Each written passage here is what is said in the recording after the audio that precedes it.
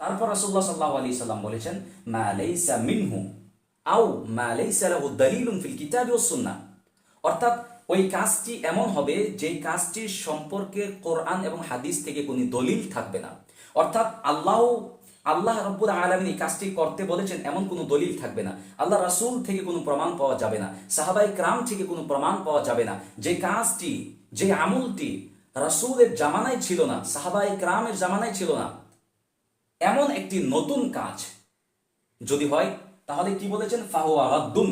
তাহলে সেই কাজটি যদি, সেই কাজের উপর কেউ যদি আমল করে, তাহলে সেটা প্রত্যাখ্যাত, সেটা বাতিল, সেটা মারদুদ। আসসালামু আলাইকুম ওয়া রাহমাতুল্লাহি ওয়া বারাকাতুহু। আলহামদুলিল্লাহিল্লাযী আকমালা আদ-দীন ওয়া আতাম্মা আন-নি'মাতা আলা ইবাদিহি ওয়াস-সালাতু ওয়াস-সালামু আলা রাসূলিহি ওয়া আলা আলিহি ওয়া সাহবিহি আজমাইন ওয়া মান তাবি'আহুম বিইহসানিন ইলা ইয়াউমিদ্দিন ওয়া বা'দ। সম্মানিত ও সুপ্রিয় দর্শক মণ্ডলী, আজকে আপনাদের সম্মুখে যে হাদিসটি নিয়ে উপস্থিত হয়েছি, এই হাদিসটি ইমাম বুখারী তার গ্রন্থ সাহিহুল বুখারী হাদিস নম্বর 2996 এবং ইমাম মুসলিম হাদিস নম্বর 1718 অধীনে নিয়ে এসেছেন। যে হাদিসটা বর্ণনা করেছেন আয়েশা রাদিয়াল্লাহু তাআলা আনহা। আসলে এই হাদিসের মাধ্যমে আজকে আমি আপনাদের সম্মুখে বিদআত কি এবং বিদআত কাকে বলে এই বিষয়টাকে স্পষ্ট করার জন্য চেষ্টা করব ইনশাআল্লাহ। সর্বপ্রথম আমরা দেখি রাসূলুল্লাহ সাল্লাল্লাহু আলাইহি ওয়াসাল্লাম এই হাদিসের মধ্যে কি বলেছেন, আসলে বিদআত কাকে বলে তিনি এটা স্পষ্ট করেছেন। আসুন আমরা দেখার চেষ্টা করি। রাসূলুল্লাহ সাল্লাল্লাহু আলাইহি ওয়াসাল্লাম বলেছেন, মান আহদাসা, যে কেউ সৃষ্টি করবে নতুন কিছু, আও মান আওজাদা, যে কেউ নতুন কিছু আবিষ্কার করবে, ইজাদ করবে, ফি আমরিনা হাযা আই ফি দীনিনা হাযা, অর্থাৎ আমাদের এই দিন, এই শরীয়ত তথা ইসলাম ধর্মের মধ্যে যে কাজটি নতুন আবিষ্কৃত হবে, সেটা ইসলাম ধর্মের মধ্যে, আমাদের এই শরিয়া দিনের মধ্যে হতে হবে, এই দিনের অন্তর্ভুক্ত হতে হবে।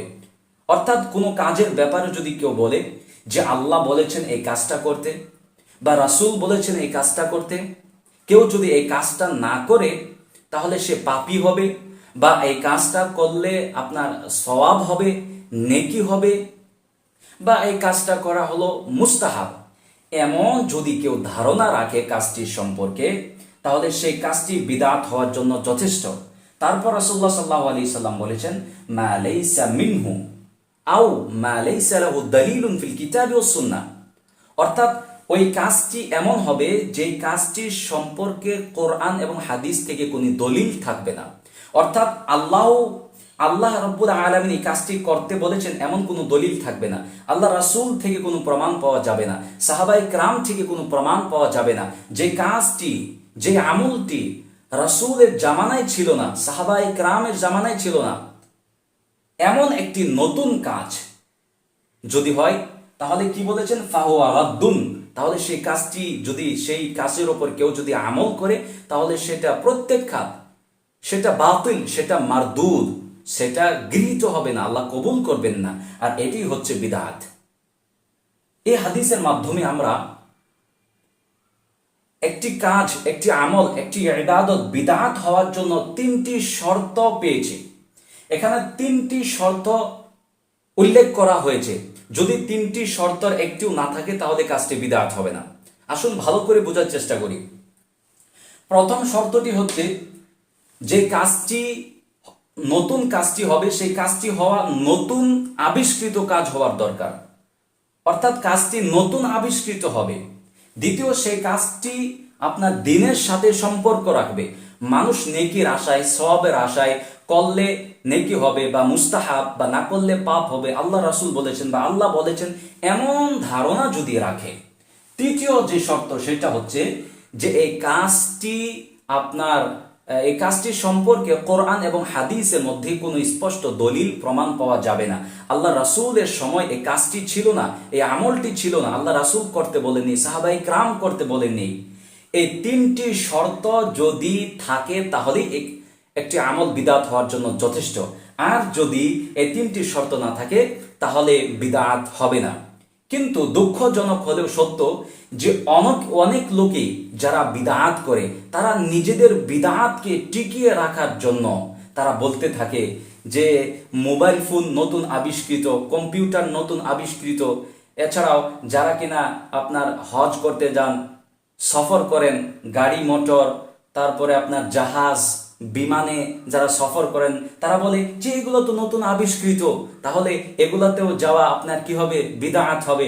ঠিক এমনই ভাবে আল্লাহ রাসূলের জামানা তো এগুলা ছিল না, আল্লাহ রাসূলের জামানায় তো স্কুল কলেজ মাদ্রাসা ছিল না, তাহলে সেখানে পড়া তো বিদআত হবে। আল্লাহ রাসূলের জামানায় তো মাইকে স্পিকারে আজান দেওয়া হতো না, তাহলে মাইকে স্পিকারে আজান দেওয়া এটাও মূলত বিদআত।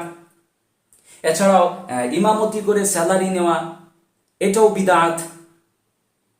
তারা বিদআত এগুলাকে আসলে কি বলি যে কতটুক মূর্খ জাহিল হলে একজন মানুষ এগুলাকে বিদআত বলতে পারে। কারণ যে কিনা বিদআত সম্পর্কে যে ব্যক্তি অবগত রয়েছে, যার ইলম রয়েছে, সে কখনো এগুলাকে বিদআত বলতে পারে না।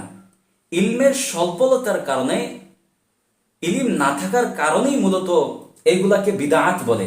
কারণ বিদআত হওয়ার জন্য যে 3টি শর্ত রয়েছে এটা অবশ্যই দরকার, তার কিন্তু জানা নেই। খালি নতুন আবিষ্কার হলেই যে বিদআত হবে বিষয়টা তেমন নয়। এখানে 3টি শর্ত হতে হবে, যে বিষয়টি নতুন আবিষ্কার হতে হবে, তার পাশে পাশে যার কোনো দলিল প্রমাণ থাকবে না, তার পাশে পাশে 3য় শর্ত যে সেই কাজটি দ্বীনের অন্তর্ভুক্ত যদি গণ্য করা হয়। ধরে নিন কাজটি করলে সওয়াব হবে, নেকি হবে, এমন যদি কেউ ভাবে তাহলে সে কাজটি বিদআত হবে। এখন বলেন যে বিমানে করে বা গাড়িতে সফর করলে, হজ করতে গেলে কেউ কি বলে যে বিমানে করে গেলে 10টি নেকি বেশি হবে, সাইকেলে গেলে 10টি নেকি বেশি হবে, তারপরে আপনার কি বলে গাড়িতে সফর করলে 10টি নেকি বেশি হবে? কেউ কি বলে? কেউ কি বলে যে স্কুল কলেজ মাদ্রাসায় পড়লে 10টি নেকি বেশি হবে? আসলে মূল দেখতে হবে যে স্কুল কলেজ মাদ্রাসায় যদি ইসলামিক শিক্ষা, ইসলামিক যে জ্ঞান অর্জন করা হবে সেখানে আমরা নেকি পাবো। এখানে জ্ঞানের কথা বলা হয়েছে, কিন্তু স্কুল কলেজে আমাদেরকে নেকি দিবে এটা বলা হয়নি, তাহলে এটা বিদআত হলো না। তৃতীয়তে যে বলে থাকে কম্পিউটার মোবাইল, যে কম্পিউটার মোবাইল কেউ কি বলে যে কম্পিউটার মোবাইল ইউজ করলে নেকি হবে, সবের আশায় আমরা করি, বা এটা মোবাইল ইউজ না করলে পাপ হবে, গুনাহের কাজ হবে? যদি বলে না তাহলে এটা কি করে আপনার বিদআত হতে পারে? এটা তো বিদআত হওয়ার কোনো কথাই নেই। এখন কেউ কি বলে যে মাইকে স্পিকারে আজান দিলে আপনার 10টি নেকি বেশি হবে, নেকি হবে মাইকে আজান দিলে? এ কথা কেউ বলে না, আর এটা কেউ ধারণাই করে না, তাহলে এটা বিদআত হবে না। বিদআত হওয়ার জন্য আপনি কাজটি নেকির কাজ হতে হবে। আপনি যদি ভাবেন নেকি হবে তাহলে বিদআত হতে হবে, তাহলে বুঝতে পারলাম 3টি শর্ত থাকলে কাজটি বিদআত হবে, আর নয়তো কাজটি বিদআত হবে না। যেমন উদাহরণস্বরূপ আমি আপনাকে বলি যে একটি চোর, সে বাড়ি থেকে বের হয়েছে, তারপরে গিয়ে চুরি করেছে। এখন চোরটি চুরি করার পর মুজরিম হয়েছে, ক্রিমিনাল হয়েছে, কিন্তু সে যতক্ষণ পর্যন্ত চুরি করেনি তখন পর্যন্ত সে ক্রিমিনাল বা চোর ছিল না। একজন মানুষ বাড়ির থেকে বের হলে যে চোর হবে তেমনটা নয়, বরং চুরি করার জন্য নিজের বাড়ি থেকে বের হওয়া এটা জরুরি, আবশ্যক, তারপরে চুরি করলে সে মুজরিম হবে। ঠিক তেমনি বিদআত হওয়ার জন্য একটা আমল সেটা নতুন হতে হবে, নতুন আবিষ্কৃত হতে হবে। নতুন আবিষ্কার ছাড়া বিদআত হবে না, কিন্তু নতুন আবিষ্কার হলেই যে বিদআত হবে এমনটা নয়, বরঞ্চ নতুন আবিষ্কার হওয়ার পাশে পাশে যে বিষয়টা দ্বীনের সাথে ইবাদত হিসাবে যদি গণ্য করা হয়, আর যদি সে বিষয়টার প্রতি কোনো দলিল, কোনো প্রমাণ না থাকে, তারপরে সেটা আপনার বিদআত হবে। আশা করি বিষয়টা বুঝতে পেরেছেন। কিছু উদাহরণ এক্সাম্পল দিলে বিষয়টা আরো স্পষ্ট হবে। যেমন ধরে নিন আজকে অনেকেই আমরা জানাজার নামাজ পড়ে বা ফরজ সালাত আদায় করে সবাই একসাথে সম্মিলিতভাবে হাত উঠিয়ে আমরা দোয়া করি, মুনাজাত করি। আসলে এই বিষয়টি কি প্রমাণিত? আল্লাহ রাসূল থেকে, পবিত্র কোরআন থেকে, হাদিস থেকে কি কোনো প্রমাণ পাওয়া যায় বিশুদ্ধ? না, এজন্যই এটা আপনার বিদআত।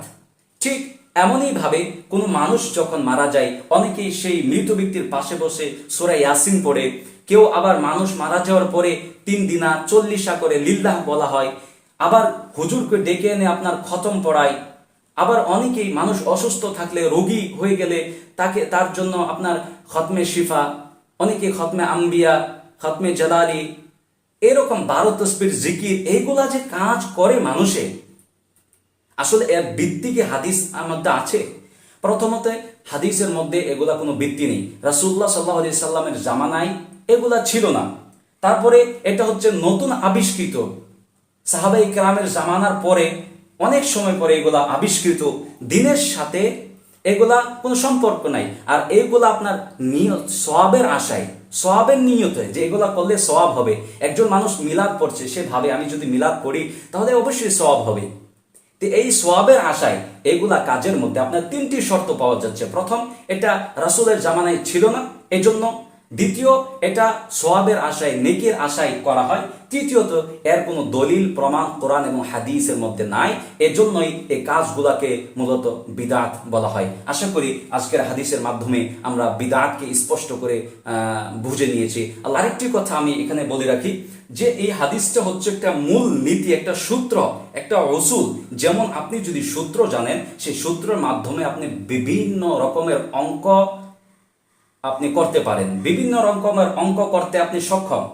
ঠিক তেমনই হিসাবে এই হাদিসটি হচ্ছে আমাদের দ্বীনের মধ্যে, ধর্মের মধ্যে একটি উসুল, একটি মূল নীতি। যে হাদিসটি সম্পর্কে ইবনে হাজার ও ইমাম নববী রাহিমাহুল্লাহ তিনি বলেছেন, ইন্নাহু কাঈদাতুন আযীমাতুন মিনাল কাওয়াইদিল ইসলাম। এটা হচ্ছে ইসলামের নিয়মগুলোর মধ্যে একটি খুবই ইম্পর্টেন্ট, একটি খুবই বড় নিয়ম বা নীতি।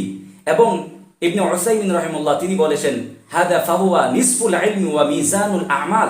এটা হচ্ছে শিক্ষার, ইলমের অর্ধেক অংশ। যে কেউ হাদিসটা জেনে নিবে, মূলনীতি জেনে নিবে, সে মূলত জ্ঞানের অর্ধেক অংশ সে জেনে নিল।